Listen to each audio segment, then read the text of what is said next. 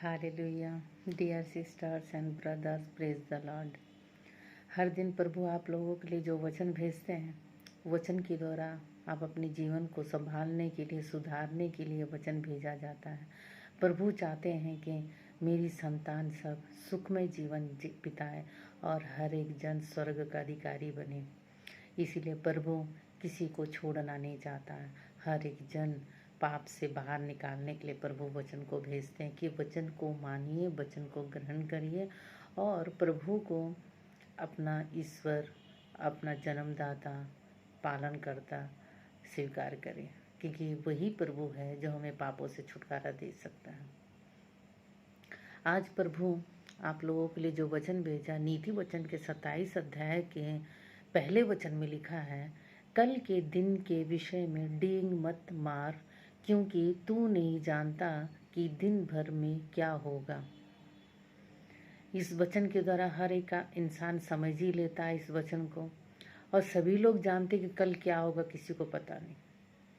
कोई भी कह नहीं सकता है कि कल क्या होने वाला है, लेकिन प्रभु कह सकता है कि कल क्या होने वाला है।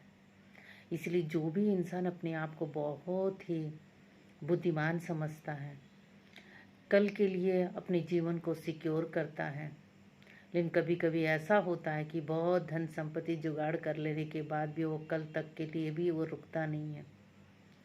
तो प्रभु कहते हैं कि तुम पृथ्वी में जितना कुछ जुगाड़ करोगे वो तुम्हारे साथ नहीं आएगा,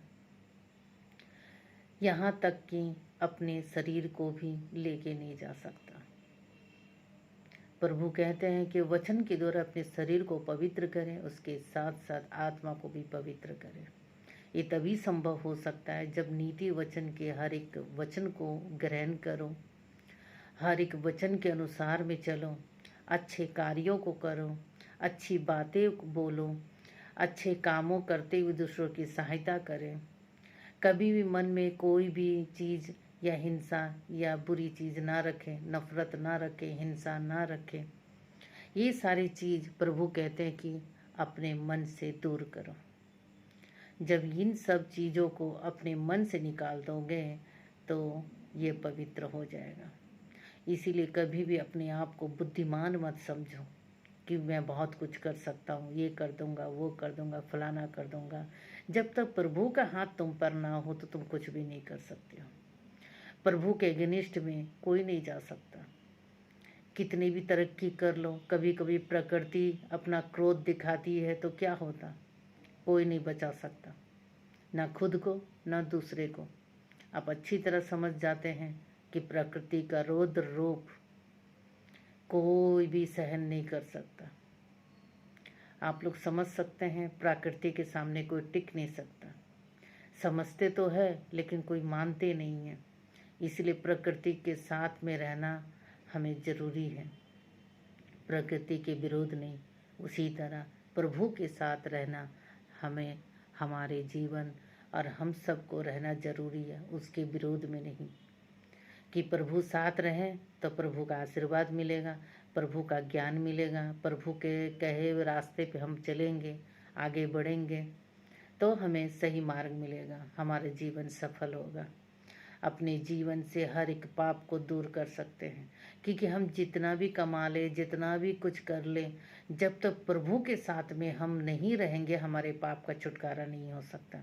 क्योंकि प्रभु ने हमारे लिए, हमारे पापों के लिए अपने आप को बलिदान किया है। प्रभु ने कहा है जब तक मुझे कोई स्वीकार नहीं कर ले तो उनके पापों की क्षमा नहीं, क्योंकि प्रभु ने, परमपिता परमेश्वर ने यीशु प्रभु को अधिकार दिया है पापों को क्षमा करने का। मनुष्यों के पापों का क्षमा करने का अधिकार यीशु प्रभु को मिला है, और उसी के आज्ञा के बिना हम कहीं नहीं जा सकते। स्वर्ग में तो बिल्कुल नहीं, चाहे कितना भी कार्य कर ले, जितने भी दान दे दे, नहीं जा सकते। उन्हें स्वीकार करना जरूरी है, उनके मार्गों में चलना जरूरी है, उनके कहे नीति वचन को मानना जरूरी है, अच्छे कार्य करना जरूरी है, और एक दूसरे से हिंसा नहीं करनी है। ये प्रभु का पहला वचन है। अपने में भाई भाई जैसा प्यार रखना जरूरी है, अपने मन में अपनी आत्मा को प्यार से भर लेना जरूरी है। इसीलिए प्रभु कहते हैं कल के दिन के विषय में डींग मत मार, क्योंकि तू नहीं जानता कि दिन भर में क्या होने वाला है। दिन भर में क्या होगा कोई नहीं जानता है। हम मनुष्य तुच्छ होते हैं, कुछ भी नहीं जान सकते कि क्या होगा क्या नहीं होने वाला। सिर्फ हम हर एक चीज़ को भुगत सकते हैं, जो भी हो, अच्छे हो बुरा हो, हम नहीं समझ सकते, उतना ज्ञान बुद्धि हमें नहीं मिला है।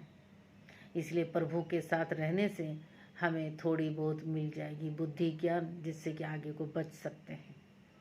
प्रभु हमें बचा लेता है, क्योंकि प्रभु ने वचन दिया है। बाइबिल के हर एक वचन को जो पढ़ते हैं समझते हैं वो समझ सकते हैं। प्रभु ने जो इस वचन को मानते हैं, उस वचन में लिखा है कि मैं तुम्हारी सहायता करूँगा, अगर तुम मुझ पर पूरे डिपेंड हो तो मैं तुम्हारी सहायता करूँगा। इसलिए इस वचन के द्वारा अपने मन से हर एक चीज़ को निकाल दें और प्रभु को ग्रहण करिए, प्रभु के वचन को मानिए। और प्रभु ही सच्चा परमेश्वर है, जीवित परमपिता परमेश्वर, हमारी सुनने वाले प्रभु है, हमें क्षमा करने वाले प्रभु, हमें चलाने वाले प्रभु, हमें जीवन देने वाले प्रभु है। धन्यवाद। जय मसीह की। Have a wonderful life.